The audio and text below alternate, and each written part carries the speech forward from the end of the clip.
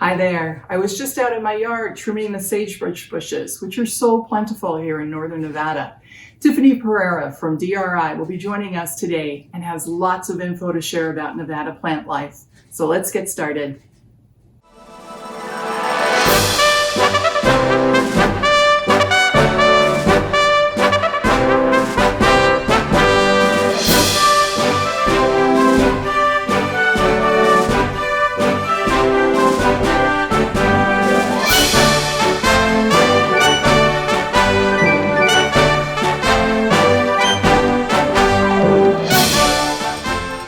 Hey everyone, it's great to have you with us today. As I mentioned, Tiffany Pereira will be joining us today. Tiffany is an assistant research scientist at the Desert Research Institute. If you're not familiar with the Desert Research Institute, often referred to as DRI, I suggest you check out their website for more information about the more than 300 science projects they're working on. As always, if you haven't read the passage and/or listened to the podcast yet, please hit pause now and take a moment to catch up so following along on today's episode will be easy. Before we catch up with Tiffany, let's take a look where George and Josephine are now.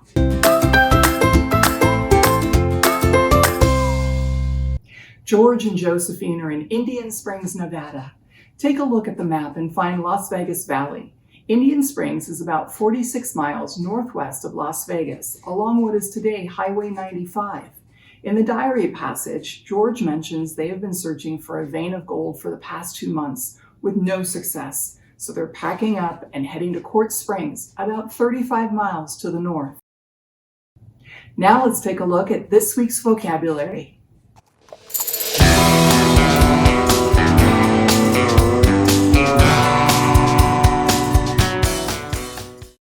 Our first word this week is yucca. Yucca is a noun and means any plant belonging to the genus Yucca of the agave family, native to warmer regions of America. Next up this week is galena.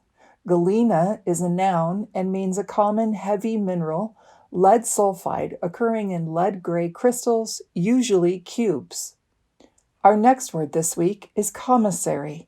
Commissary is a noun and means a store that sells food and supplies to the workers of a military post, mining camp, lumber camp, or the like. Our next word this week is monuments. Monuments is a noun and means something erected in memory of a person, event, etc., as a building, pillar, or statue. Our next word this week is ledge.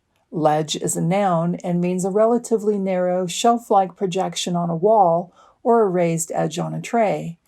But in the passage, the word ledge is being used in conjunction with mining, and it means a layer or mass of a rock underground or a lode or vein. Next up this week is quartz. Quartz is a noun and means one of the commonest minerals, having many varieties that differ in color, luster, etc. Our next word this week is isolated.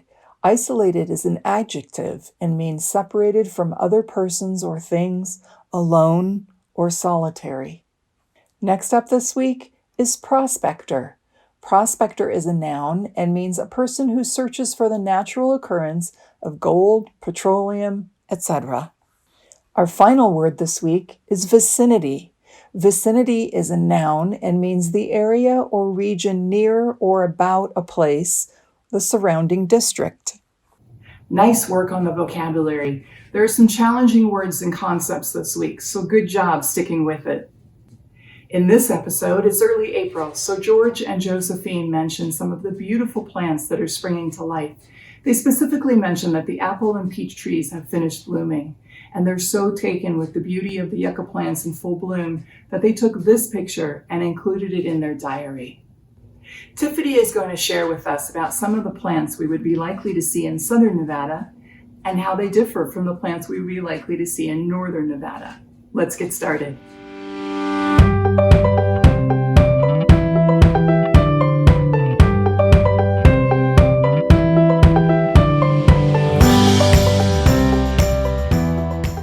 Hello, my name is Tiffany Pereira. I'm an assistant research scientist at the Desert Research Institute, otherwise known as DRI. Now, DRI focuses on interdisciplinary research on our vital natural resources such as air, water, soil, and our ecosystems. We conduct this research here in Nevada, but we also work across the US and even around the world. Now, I focus on plants and animals of our desert ecosystems. And the desert that George and Josephine saw on their impressive journey over 100 years ago across Nevada would have looked different in some ways, but they still saw a lot of the same species that I work on today. Many people think that the desert is this hostile, uninhabitable place, but it's actually teeming with a lot of plant life. Now, the north and south deserts of our state are very different. In the south, we have the beautiful Mojave Desert. Now, this is an arid rain shadow desert, and it's actually the driest desert found in North America. Therefore, the plant life has to adapt to this. This desert is famous for its Yuccas species, so you probably know that as Joshua tree and the Mojave Yucca. And George and Josephine mentioned these as they were going on their travels and writing in their diary. We also have creosote bush that they call greasewood, but we tend to call it creosote now. This is one from my yard. I've pulled it out, and as you can see, it has already flowered for the season, and now it has its seeds that are these little puffballs that'll disperse. They'll fall and they'll get blown away and hopefully establish another plant. This plant is also responsible for the rain smell. If you crush the leaves a little bit and smell it, kind of smells like the desert rain. So take a look at that. Another species found in the south would be mesquite. This is from my front yard, but don't get too close because as you can see, got some serious spines looking on there. Now, when George and Josephine were coming through, parts of Vegas were still meadows. Las Vegas actually means the meadows. And with meadows comes a lot of plants like willows that like more water. While I don't have a willow species, a true one for you, I do have a native plant that they would have also seen called the desert willow. It's not a true willow, but it's called desert willow because it looks like a willow. And as you can see, it has its beautiful flowers going on, and also from my front yard. Now, as we transition from the south to the north, the Mojave Desert becomes the Great Basin Desert. So this desert is a colder and wetter desert found in the north of the state. And much of that rainfall or precipitation actually comes in the form of snow. Now, if George and Josephine had ventured higher into the elevations of the mountains, they would have seen pinyon pine, juniper, and even the great bristlecone pine, which is one of the oldest, if not the oldest, tree species on the planet.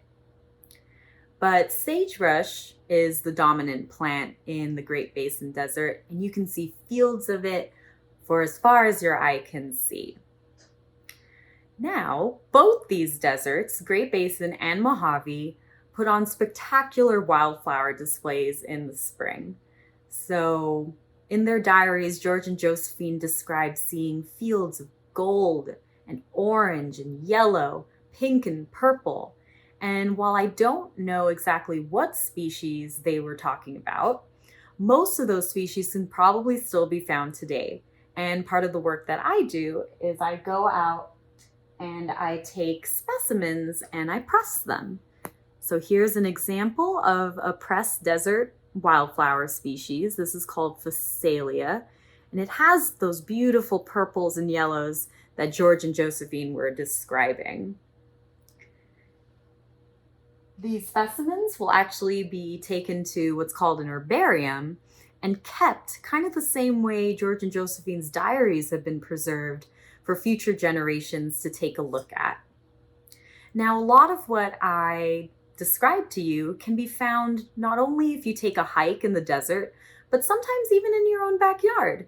So the next time you go on a walk or you go take a hike in your surrounding neighborhoods, whether you're in the north or the south, take a look at the plants around you and see if you can find any of the ones I described, but also see if you can find ones that it's a new discovery.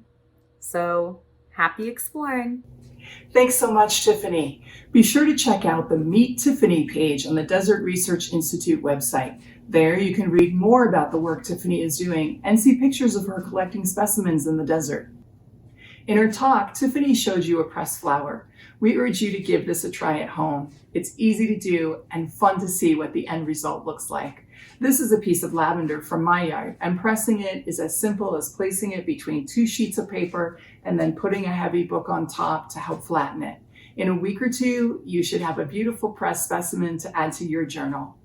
That's it for this week. We'll see you next time when George and Josephine are in Amargosa, Nevada. Thanks for joining us.